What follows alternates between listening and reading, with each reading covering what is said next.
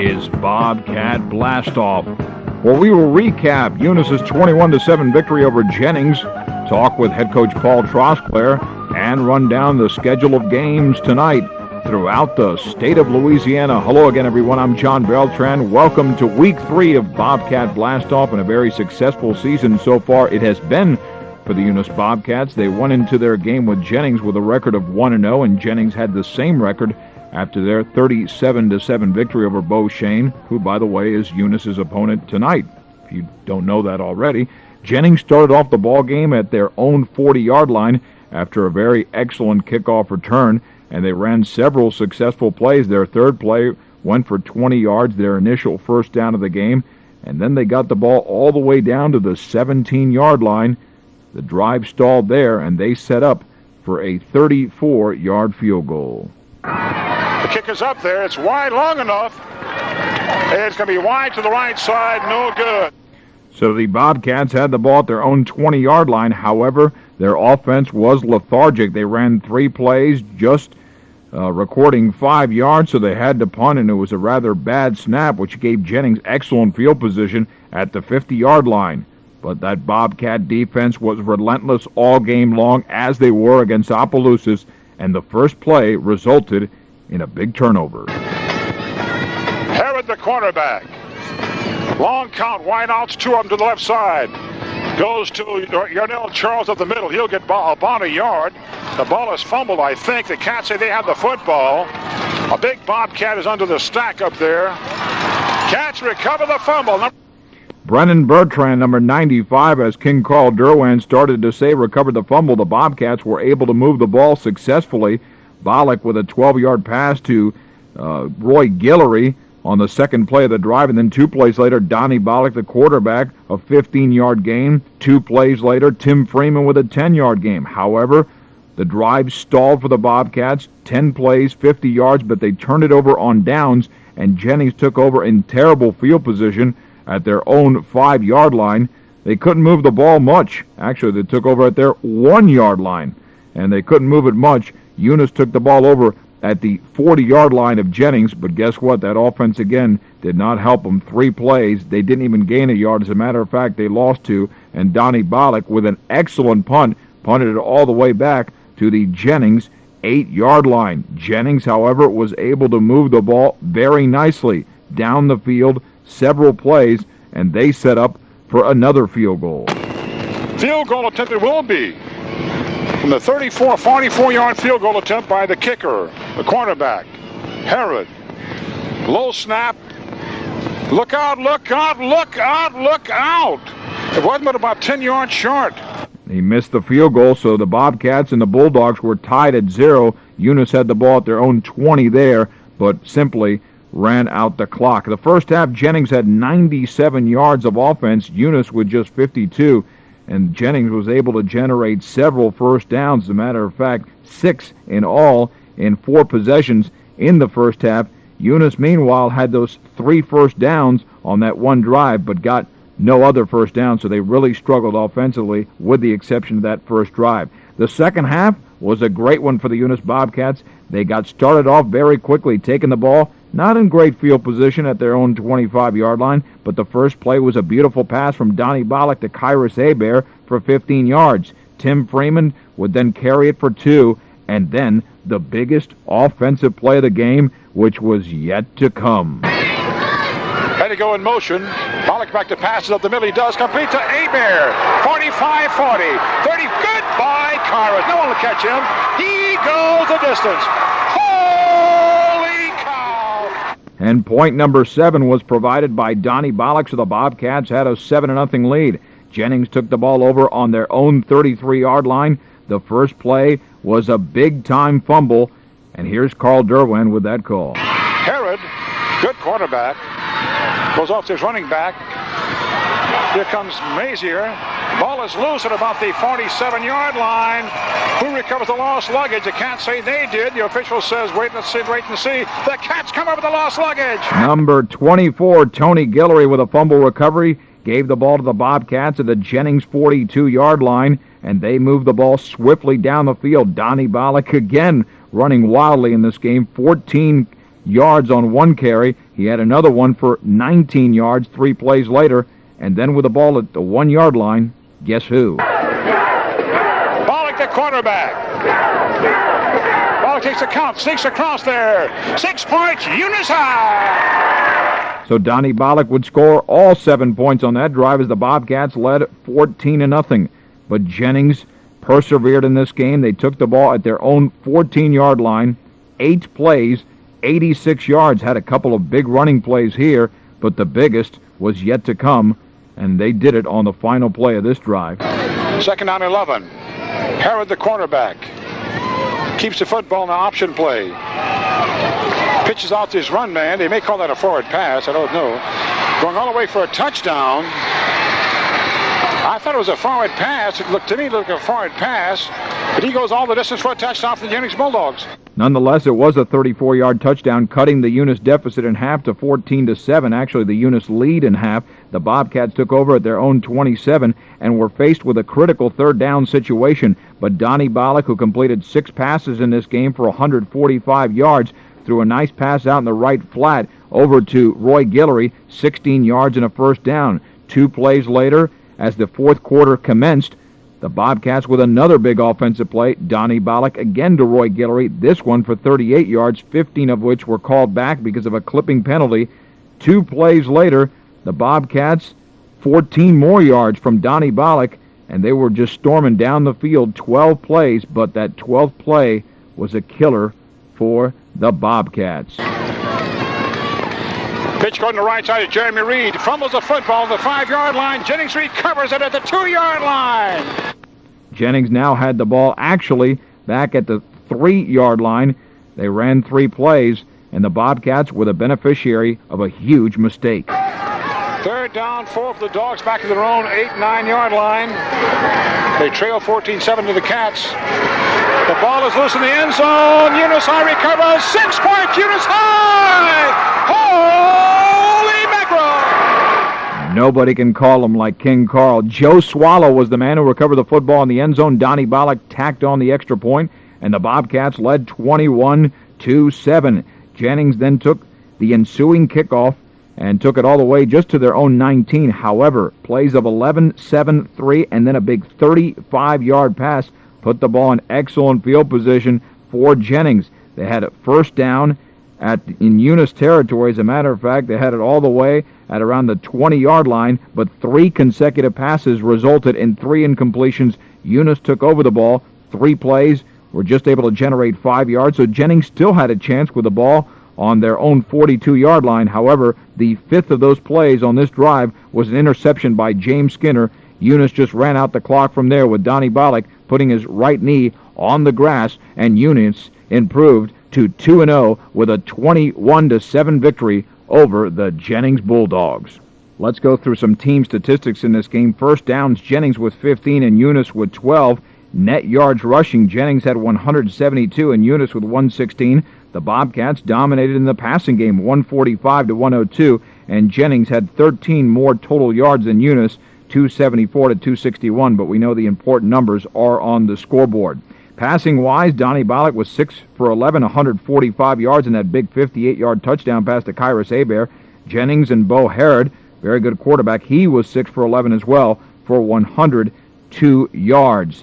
Penalties were a slight issue in this ballgame. Jennings had 5 for 47, and Eunice 6 for 60 yards. Individual totals in the ballgame for the Bobcats, rushing Donnie Bollock 9 carries for 66 yards, very impressive. Jeremy Reed was held in check with 12 carries for 29 yards. Tim Freeman, who last week was the offensive player of the game, 8 carries for 20 yards. Joe Swallow 3 for 5, and for Jennings, Brandon McZeal 14 carries for 81 yards. Yadarell Charles, who scored the touchdown, 11 carries, 63 yards, and Bo Herod, he was held in check, 12 carries, 29 yards. Receiving for the Bobcats, Roy Guillory, who was really silent throughout the St. Landry Parish Jamboree and the first game of the season, caught 3 passes for 64 yards. Kyrus Hebert scored his 2nd touchdown of the season, caught 2 passes for a big 73 yards. Jeremy Reed had 1 catch for 8 yards. For Jennings, Seneca Lee, 2 for 36. Sean Gary caught a big 44-yard pass. Donald Citizen, 1 catch for 9 yards. Daryl Solary, 1 catch for 7, and 1 catch. 1 reception for 6 yards was by Jeremy Leger. So the Bobcats take it 21-7, improving to 2-0. And when we come back, we'll talk to head coach Paul Trosclair. That's following this timeout on your home of Eunice Bobcat football. This is KJJB Supersports.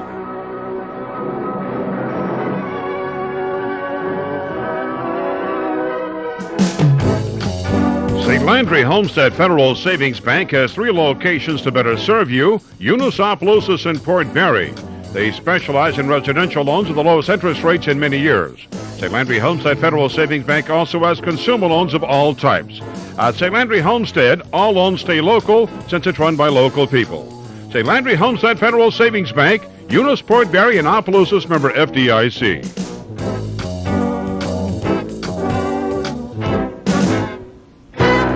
What's the best way to heat water and cook in Eunice? The best, most cost-efficient way to heat and cook in your home is with inexpensive natural gas. Natural gas burns clean and is by far the most popular way to heat and cook in homes throughout the Eunice area. For further information on the advantages of natural gas in your home or business, contact your favorite heating and cooling contractor. Natural gas in Eunice, it's the natural thing to do. We're joined by head coach Paul Trosclair. Coach, congratulations on your latest victory, 21-7 over Jennings. Game was scoreless at halftime, but your team maintained their composure, came out strongly in the second half. It's the best second half we've played in a long time, and I was pleased with that because we need to be a better second half football team, and that was the best we've done in a while. Now, offensively, Coach, your team has had a lack of consistency really with the running game. You had Tim Freeman, who had an excellent ball game against Opelousas, and then Donnie Bollock was your best rusher against Jennings. But it seems the rest of the running backs, for one reason or another, have struggled. Is this attributed more to the running backs not hitting the holes or perhaps not comfortable with your offensive blocking scheme? Well, I would give the credit to the defenses we've played most of all. Jeremy Reed hasn't broken free yet, but he will. It's only a matter of time. And, like I said, losing some offensive linemen, it takes a little while to develop. But Jennings had 9 people up on the line of scrimmage, so we were forced to throw the football. What's Jeremy's secret? Because I know he's an elusive running back. What's his secret to getting in the open field? I just think when we play defenses that are more basic and maybe defend the pass a little better, then Jeremy's going to break free with some long runs. Now, by the very fact that Jennings had all these players up on the line, I'm sure it helped your passing game with Donnie Bollock completing that 58-yarder to Kyrus, and he also had 5 more completions.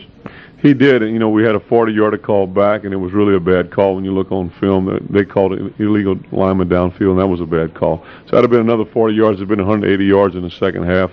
That's a good amount of yards passing for us. Speaking of something that should have been called back, that 34-yard touchdown by Jennings, I thought was a terrible call at that point. It was. What happened was he pitched the ball forward behind the line of scrimmage and hit the ground. It should have been just a pass. That's all. Now, with your defense right now, Coach, is this a championship-caliber defense, or does your team need to work on several things right now before getting into the playoffs? Obviously, we're 2 months away. There's 8 games to go. But what does your defense need to work on, if anything, right now, or do they just need to keep playing like the way they are right now? Well, our defense played well when Jennings got the ball close to our goal line. We kind of stepped it up. We need to prevent the long drives that Jennings had. But, some of the things they were doing on offense enabled him to do that to us. And our weakness is when people can run right at us really hard. We'll have to give ground a little bit. Let me reverse it again. You talked about getting close to the goal line. Your team now has fumbled offensively 3 times inside the 10-yard line. What can you really do to correct that? We've missed 4 scoring opportunities inside the 10, and you hope that it comes back to us later in the season. We'll take them later if we can. Now, field position's obviously a very important determining factor as to whether a team can advance the ball down the field. Donnie Bollock, I think, has done a tremendous job. He avoided disaster the last game with a punt over his head, and, of course, he really set up the safety against Opelousas with a tremendous punt. So he's really played more of a role than just a quarterback from a rushing and a passing standpoint. He's a fantastic kicker. His kickoffs are very high and deep, and he's a good punter. He punted for us last year. And Donnie improved 100% from his first week's performance as quarterback. That was the biggest jump he made, and I was pleased with that. Now, Coach, I know the kids know you've got a Beauchesne team coming up. They've lost 2 games by a combined 50 points. You said earlier in the season that motivation is really not a factor because of the toughness of your schedule.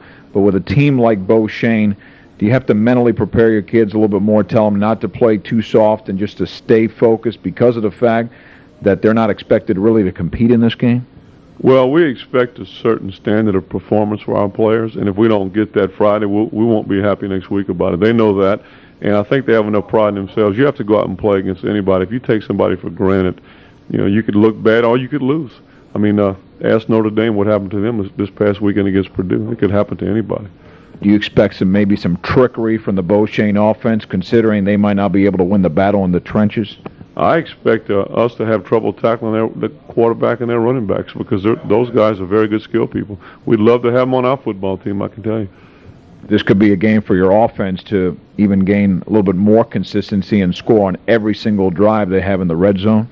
Well, what happened with Beauchesne is they made some defensive changes, which helped them play much better. Against Jennings, they had no defense at all.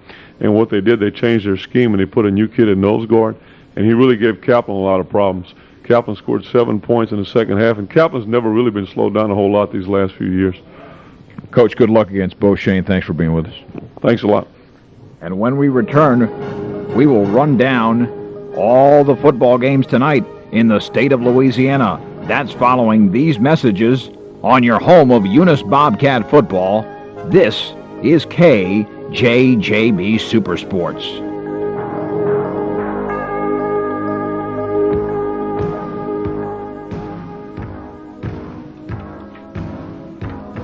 DC Sports Bar and Steakhouse has a great atmosphere for the entire family. Open 7 days a week, the steakhouse provides lunch and dinner with a full menu specializing in steak and seafood.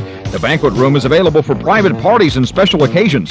Ladies, while you're dining for lunch, you can even enjoy your favorite soaps with a private TV tables. The sports bar has big screen TVs for viewing all your favorite sporting events. There's also leather pocket pool tables, electronic darts, and championship shuffleboard games. DC Sports Bar and Steakhouse, West Laurel and Eunice. Visit them soon. If you want to use the equity in your home without refinancing your first mortgage, you have several choices. A traditional home equity term loan, a home equity line of credit, or a combination of both. A home equity loan or a home equity line of credit both offer the tax advantages of a home secured loan. We're an equal housing lender. Try Parish Bank. Member FDIC. We're hometown people that you know. Tonight in the state of Louisiana, Baker will take on Capital at Memorial at 7 o'clock, and most of these games are at 7. I'll indicate if there is a time change.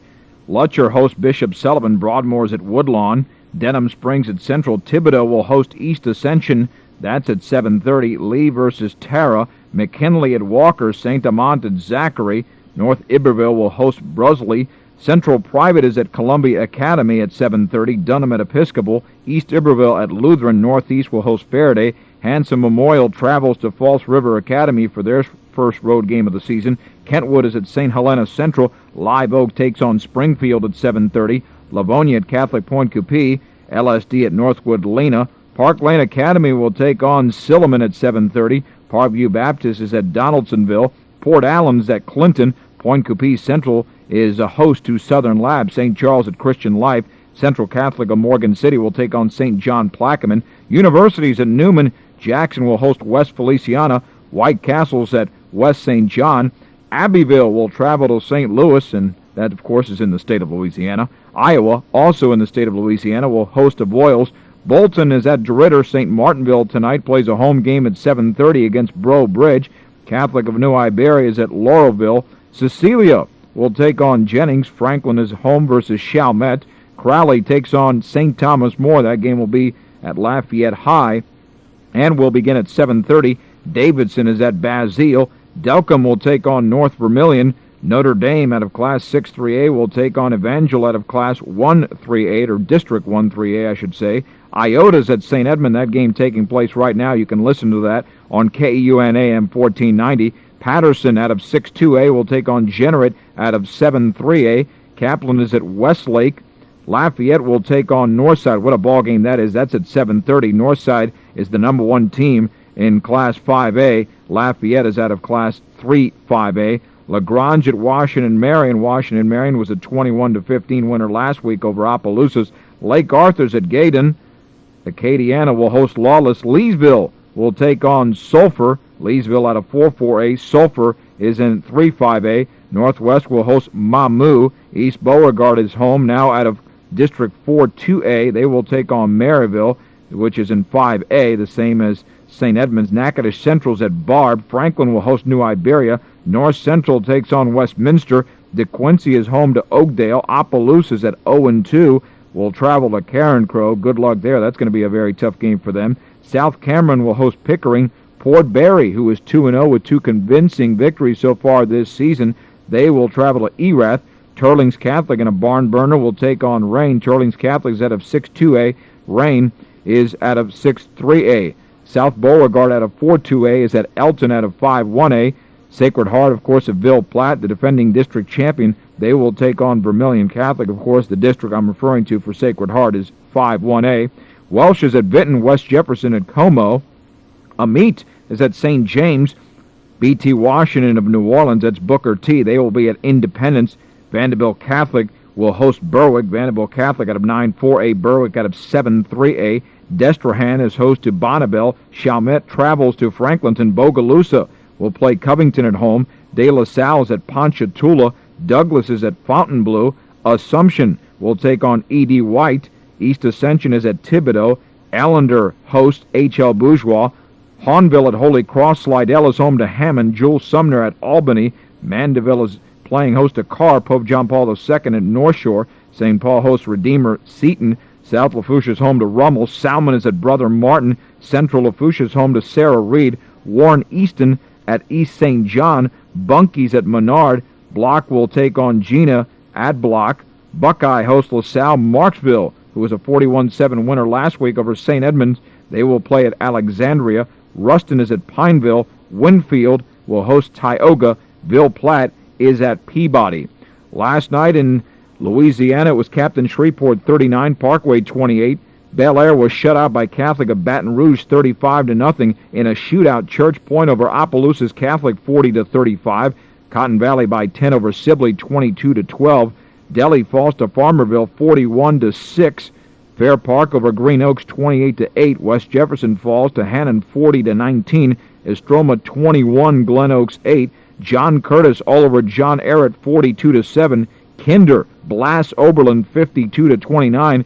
Redemptorist over Ascension Catholic 21-14. It was Terrebonne dropping a decision here to South Terrebonne 18-16. Sam Houston by 18 over Lake Charles of Boston 32-14. H.L. Bourgeois falls by 2 points to St. James 8-6. And Vinton over Welsh 23-22.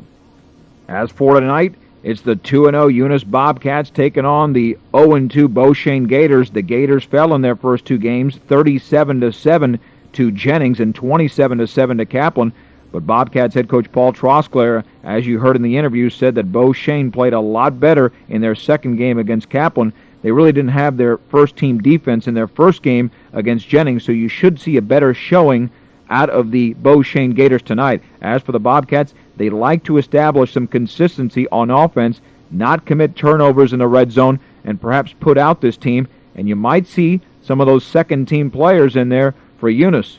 Of course, they've got a lot of young ones. Only 11 juniors on this team to go along with 20 seniors, but there are 24 sophomores, and you can bet that a lot of them would like to see action tonight. When we return, we will have the start of tonight's game between the Eunice Bobcats and the Beauchesne Gators. I'll be with you, and Barry Spears will be joining me. That's following these messages on your home of Eunice Bobcat football. This is none other than KJJB Supersports.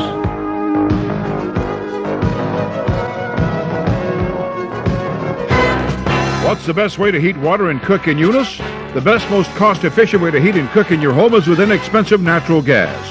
Natural gas burns clean and is by far the most popular way to heat and cook in homes throughout the Eunice area. For further information on the advantages of natural gas in your home or business, contact your favorite heating and cooling contractor. Natural gas in Eunice, it's the natural thing to do.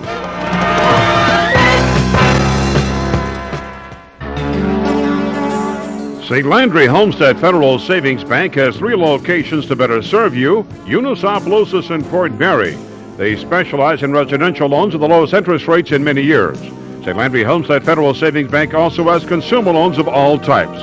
At St. Landry Homestead, all loans stay local since it's run by local people. St. Landry Homestead Federal Savings Bank, Eunice, Port Barre, and Opelousas, member FDIC.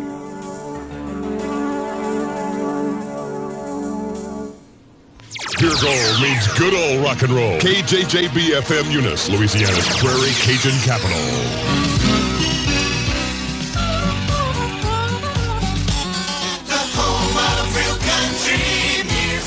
We're country and Cajun. Proud of it, too. We're KEUN Eunice.